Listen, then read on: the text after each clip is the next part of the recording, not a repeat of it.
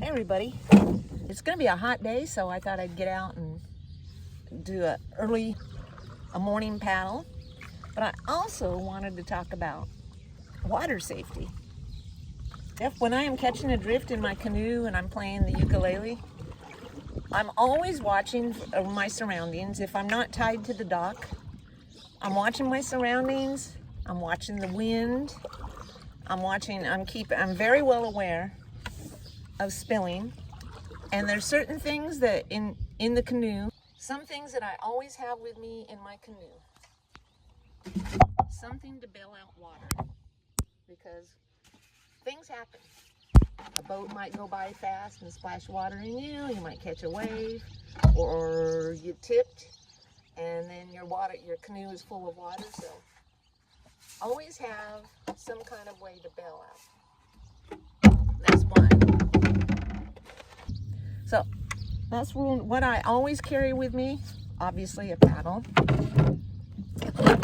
I have all of my important stuff except for the phone. The phone right now is on a GoPro type tripod. It's connected to the canoe, so even if the canoe tipped, yeah, the phone would get wet. However, it would not go under and it would not sink.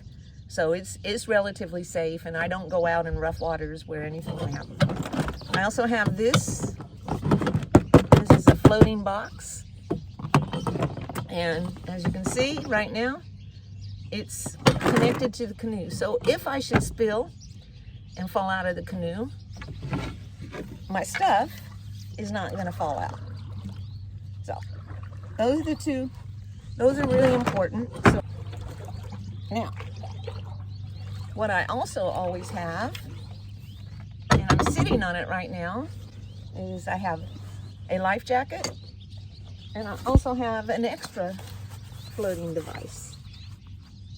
So I'm not wearing my life jacket because when I am a good avid swimmer. However, things do happen, and if you should tip out of your canoe or kayak, you need to have these flotation devices available so that you can at least have a starting point to get back into your canoe if you should tip. So I always carry that.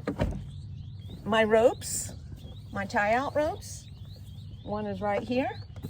The other one is right here. Got my ukulele lady.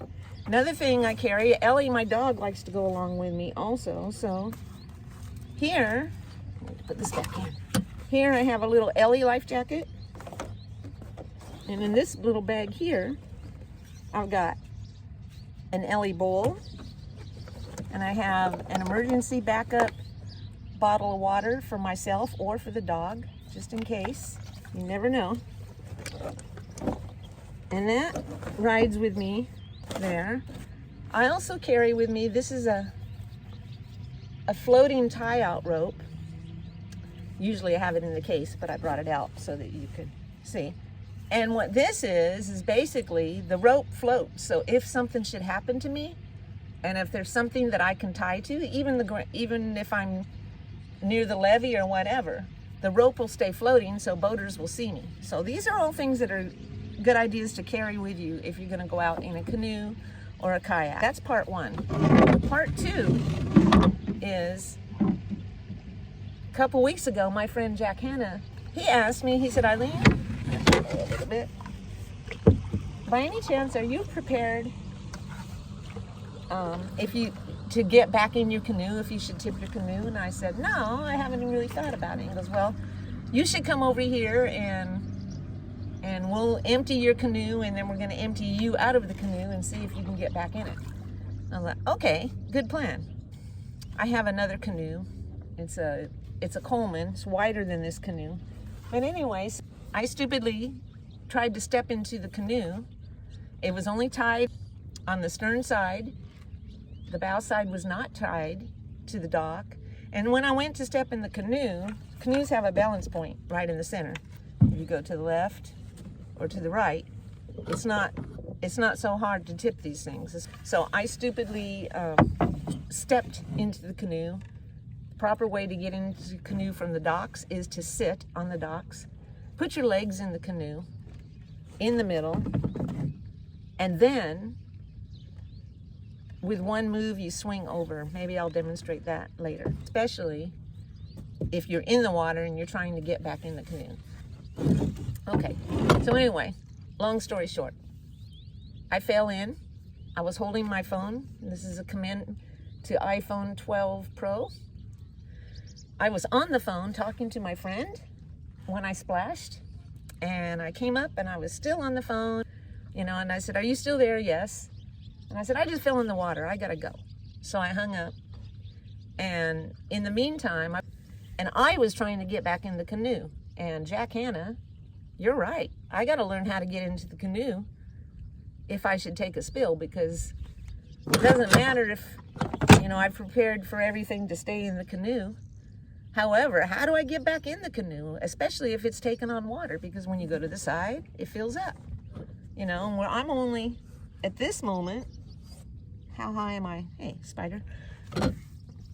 I can tell you how high it is. Okay, from the water to where I'm sitting is it's about 8 inches. And you know what that means? When you're in the water and you pull on the side, it doesn't take long for you to go. That was my lesson.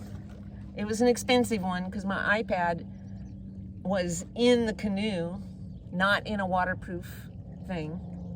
I had just put it in there when I went to go step in the canoe and it spilled. It was stupid, stupid, stupid. Needless to say, it won't happen to me again. And I'm a little bit better prepared. Cost me a lot of money. Well, I ended up getting a new computer out of it, but okay. Sometimes these things happen. So, all right, well, that's enough for right now. I'm gonna get the ukulele out and play some ukulele. It's really hard. Uh-oh, Canoe-Kulele lady fell. Let's fix that. See how that works. Okay, Canoe-Kulele lady's there. Okay, hey everybody.